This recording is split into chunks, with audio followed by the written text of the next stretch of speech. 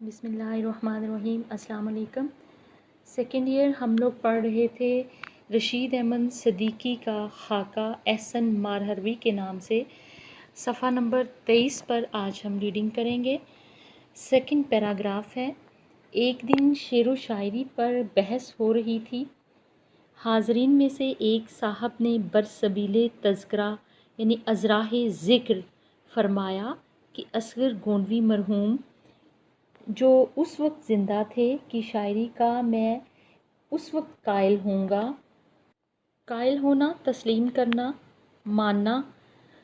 उस वक्त कायल होऊंगा जब मिसरा तरह दिया जाए। मिसरा तरह नमूने का मिसरा होता है जिसके मुताबिक फिर आगे गज़ल कही जाती है और उनसे कहा जाए कि सामने बैठकर गज़ल मुकम्मल करें।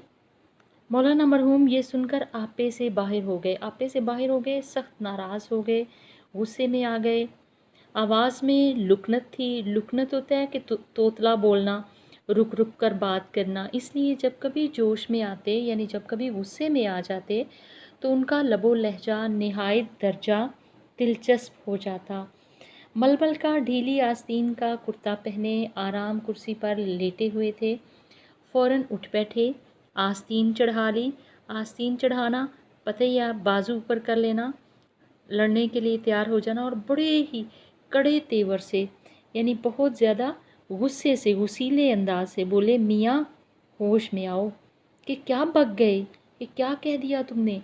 शायर को यूं पहचानते हैं? असगर को तुम्हारे फरिश्ते भी नहीं पहचान सकते।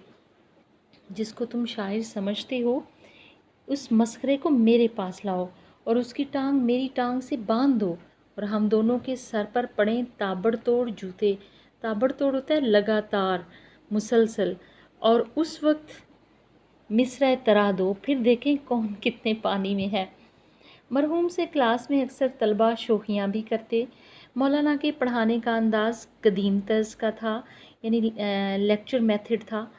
वो हमतन मौल्लम बनकर पढ़ाते थे। हमतन मुकम्मल तौर पर यानी पूरे के पूरे उस्ताद बनकर पढ़ाते थे और तालिब इल्मों से उन आदाब की तवक्को रखते थे, तवक्को उम्मीद रखना जो ख़ुद मरहूम अपने उस्तादों के साथ मकतब में मलहूज़ रखते थे। मकतब से चूँकि वो पढ़े थे, मकतब मदरसे को कहा जाता है।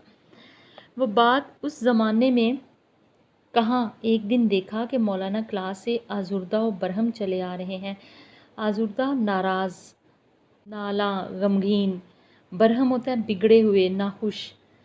थोड़ी देर में तलबा भी आ गए। मालूम हुआ कि बाज़ तलबा क्लास में सुकूतो सुकून कायम नहीं रहने देते यानी खामोशी कायम नहीं रहने देते। मौलाना को ये बात बहुत नागवार हुई यानी बहुत नापसंद आई और क्लास से चले गए।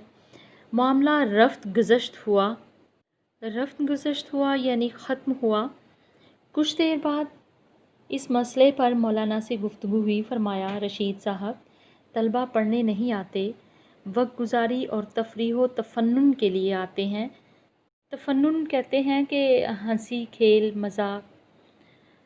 ये दुनिया में जो चाहे कर लें, इल्म तो उनको आने का नहीं। मैंने अर्ज़ किया, मौलाना आपका फरमाना बिल्कुल सही है, लेकिन क्या कीजिएगा, ये तलबा का कसूर नहीं यानी उनकी गलती नहीं, दुनिया का यही रंग है। जो बातें हमारे आपके ज़माने में कदर व कीमत रखती थीं अब मरदूद हो चुकी हैं, रद्द हो चुकी हैं। हिफ्ज़े मरातब उठ चुका है। मरातब होता है दर्जे या मर्तबे, ओहदे का ख़्याल रखना यानी असातिज़ा को जो इज़्ज़त व तकरीम पहले हासिल थी वो अब हासिल नहीं हो रही और इसी का शिकवा एहसन साहब करते हैं। ये ज़माना एहतसाब नफ्स का नहीं, मुतालबात नफ्स का है। एहतसाब का माना होता है नफ़ा और नुकसान को जांचना। तो वो कहते हैं कि नफ्स के नफ़ा और नुकसान को जांचने का ये वक्त नहीं, बल्कि किस चीज़ का है, मुतालबात का है, ख्वाहिशात का है। कुड़िए नहीं यानी गुस्से में मत आइए, गुस्सा मत कीजिए। लड़कों को मुआफ़ कर दीजिए। उनको नहीं मालूम वो क्या कर रहे हैं और किन असरात के शिकार हैं। मरहूम को इत्मीनान नहीं हुआ। बोले, जी नहीं, मैं नालायकों से कोई सरोकार नहीं रखना चाहता। सरोकार ताल्लुक़। मुझे कोई दूसरा क्लास दीजिए। मैं ये बता दूं कि क्लास मुज़क्कर नहीं मुअन्नस ही होती है, दूसरी क्लास दीजिए। लेकिन एहसन मारवी चूँकि ज़बान के एतबार से बहुत कॉन्शियस थे, और इस हवाले से हम पहले भी बात कर चुके हैं कि ज़ुबान के हवाले से वो किसी किस्म की कोताही को बर्दाश्त नहीं करते थे और सीख पा हो जाते थे, तो वो क्लास को हमेशा मुज़क्कर ही मानते थे। मौलाना इस बरहमी से लुत्फ़ अंदोज़ हुआ, बरहमी नाराज़ी। मैंने अर्ज़ किया, मौलाना फ़र्ज़ कीजिए ये लड़के बड़े नालायक हैं, आप शौक़ से दूसरा क्लास भी ले लीजिए, लेकिन एक बात मुझे समझा दीजिए, आखिर हम आप छोटों ही की नालायकी पर क्यों बरहम होते हैं? बरहम होते हैं, नाराज़ होते हैं, नाला होते हैं, और बड़ों की नालायकी की फ़िक्र क्यों नहीं करते हैं? मौलाना धीमे पड़ गए और किसी कदर मध्यम सुरों में इन्ना लिल्लाह पढ़कर जल्द ही दूसरी बातों में लग गए। यानी उनका लहजा धीमा पड़ गया और गुस्सा किसी कदर कम हो गया। मौलाना को चाय से इश्क था। बाज़ का ख्याल है कि ये सिर्फ शक्कर खाने का बहाना था। निस प्याली शक्कर और निस चाय, यानी आधी प्याली शक्कर होती थी और आधी उसमें चाय होती थी। इसी तरह आमों के भी बड़े शाइक थे, शौकीन थे, शाइक थे, शौकीन थे। बरसात में फिंसियों से लद जाते, बहुत ज़्यादा आम चूसने और चाय में ज़्यादा शक्कर इस्तेमाल करने से बरसात के मौसम में उनके जिस्म पर फिंसियाँ निकल आती। लेकिन इसके बावजूद आम और शक्कर का तर्क करना तो दरकिनार का माना होता है दूर की बात, कम करना भी गवारा ना करते थे। डायबिटीज़ के पुराने मरीज़ थे, यानी शुगर के पुराने पेशेंट थे, लेकिन इसकी बिल्कुल परवाह ना करते थे। इस वज़ादारी ने कार्बंकल से दो चार कर दिया। कार्बंकल ऐसे फोड़े और फिंसियों को कहा जाता है जो शुगर की वजह से, यानी जिसमें ज़्यादा शुगर होने की वजह से जिस्म पर निकल आते हैं और उस वक्त तक ठीक नहीं होते जब तक जिस्म में शुगर का लेवल मतवाज़न ना हो जाए, इतदाल पर ना आ जाए। और कार्बंकल ने उन्हें उनके पैदा करने वाले से जा मिलाया, यानी यही जो बीमारी है इसी ने उनको मौत की नींद सुला दिया। मरहूम मुकर्रा मयाद उम्र ख़त्म करके मुलाजमत से सुबुकदोश हुए, यानी जो जॉब की एक मुतय्यन करदा या मुकर्रर करदा उम्र थी, उसके बाद वो क्या हुए, सुबुकदोश हुए, मुलाजमत से फारिग हुए या रिटायर्ड हुए। लेकिन इस सनो साल के बावजूद, यानी इस उम्र के बावजूद, इस बुज़ुर्गी के बावजूद, आमतौर पर रिटायरमेंट की उम्र जो है वो 60 साल होती है, तो वो कहते हैं कि इस उम्र के बावजूद इतना काम किया करते थे जो उनसे कम उम्र वालों के लिए भी मुश्किल था। उनके कवाए ज़हनी व जिस्मानी, कवा की जमा यानी कुव्वतें, ताकतें, ज़हनी और जिस्मानी ताकतें पूरे तौर पर उस्तवार व बेदार थे। उस्तवार मजबूत, सही सालम और बेदार थे। शगुफ्तगी व ज़िंदा दिली का दामन कहीं से छूटने न पाया। रिंदों में रिंद यानी शराब पीने वाले भी हैं, और रिंद का माना गुनहगार भी है। पारसाओं में पारसा, यानी वो गुनहगारों में गुनहगार या शराबियों में इस तरह से, यानी शराब पीने वाले जो होते हैं।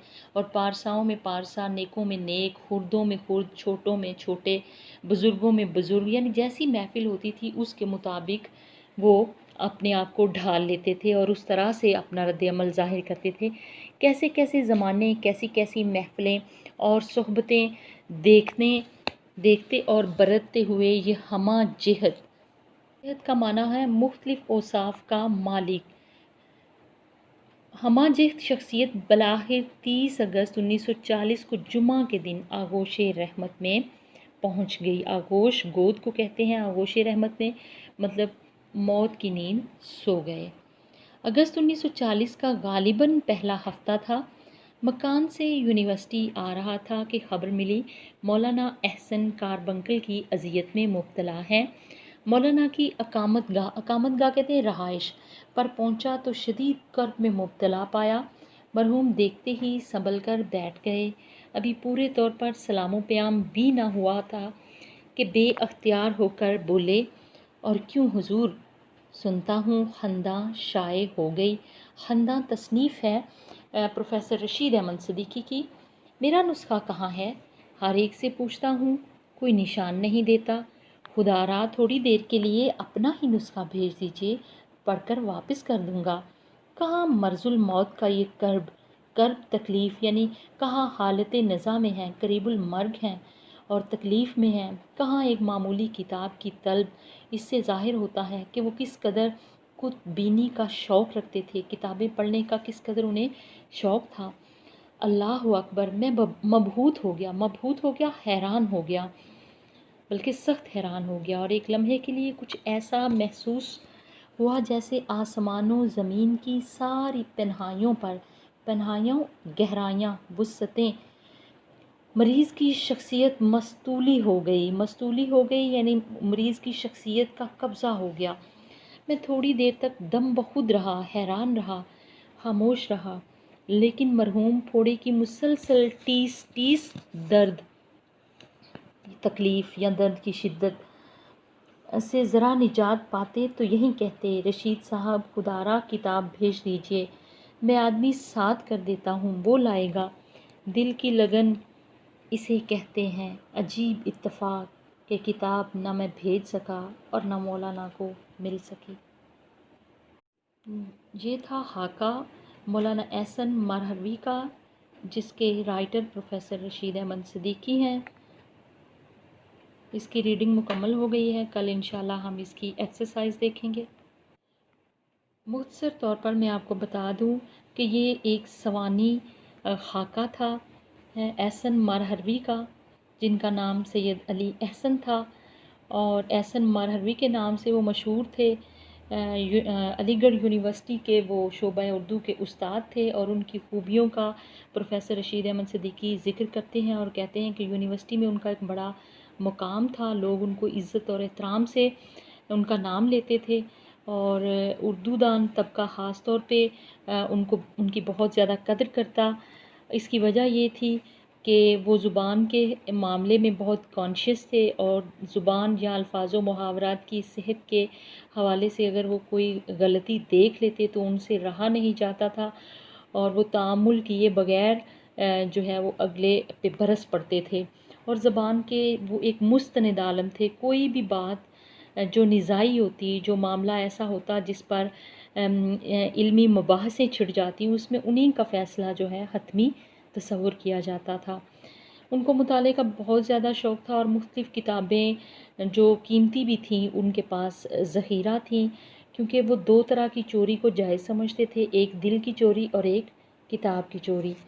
وہ ایک شگفتہ مزاج انسان تھے، بہت جلد دوسروں سے بے تکلف ہو جاتے، جس طرح کی محفل ہوتی وہ اس طرح کا رویہ دوسروں کے ساتھ اپناتے، اور کہیں بھی نہیں لگتا، یعنی چھوٹوں میں چھوٹے، بڑوں میں بڑے، نیکوں میں نیک اور رندوں میں رند معلوم ہوتے تھے، اور یوں ہے کہ وہ ایک قادر الکلام شاعر تھے، یعنی انہیں قدرت حاصل تھی کہ وہ کسی طرح کے بھی ٹاپک پر لکھ سکتے تھے، اور ان کے لیے شعر کہنا بہت آسان تھا، بالکل ایسے جیسے نثر لکھنا یا دوسروں سے باتیں کرنا۔ پھر یہ ہے کہ اصغر گونڈوی جو شاعر تھے وہ اس کے بڑے معتقد تھے، اس کے پیروکار تھے، اور ان کے خلاف وہ کوئی لفظ سننا گوارا نہیں کرتے تھے۔ ایسے ہی مطلب کسی نے اگر ان کے حوالے سے کوئی بات کر دی تو وہ اس پہ بھی غم و غصے کا اظہار کرتے۔ ان کا پڑھانے کا انداز قدیم طرز کا ہی تھا، اور طلباء کے ساتھ ان کی کم بنتی تھی، طلباء سے اکثر وہ شاکی رہا کرتے تھے۔ چائے کے بہت شوقین تھے، شوگر کے مریض ہونے کے باوجود چائے میں بہت شکر استعمال کرتے تھے، آموں کو پسند کرتے تھے، یہاں تک کہ برسات کے موسم میں انہیں اگر پھنسیاں بھی نکل آتی پھر بھی آم اور شکر ترک نہیں کرتے تھے، اور بالآخر کاربنکل یعنی اسی بیماری کی وجہ سے، جو شوگر کی وجہ سے پھوڑے اور پھنسیاں جسم پر نکل آتے ہیں اور شوگر لیول نارمل ہونے تک جسم پر رہتے ہیں، اسی اذیت سے وہ اس دنیا سے کوچ کر گئے، اور آخری عمر میں بھی وہ پروفیسر رشید احمد کی کتاب خنداں کو پڑھنے کے خواہش مند تھے، لیکن پروفیسر رشید احمد صدیقی لکھتے ہیں کہ ان کی یہ خواہش پوری نہ ہو سکی۔ یہ مختصر طور پہ پوری مطلب خاکے کا ایک خلاصہ تھا جو میں نے آپ کے گوشے گزار کر دیا، اور خلاصے کا آنا بہت ضروری ہے، کیونکہ جب ہم سیاق و سباق کے حوالے سے کسی پیراگراف کی تشریح کریں گے تو ایک دفعہ ریڈنگ کے ساتھ ساتھ خلاصہ ہمیں ازبر ہونا چاہیے۔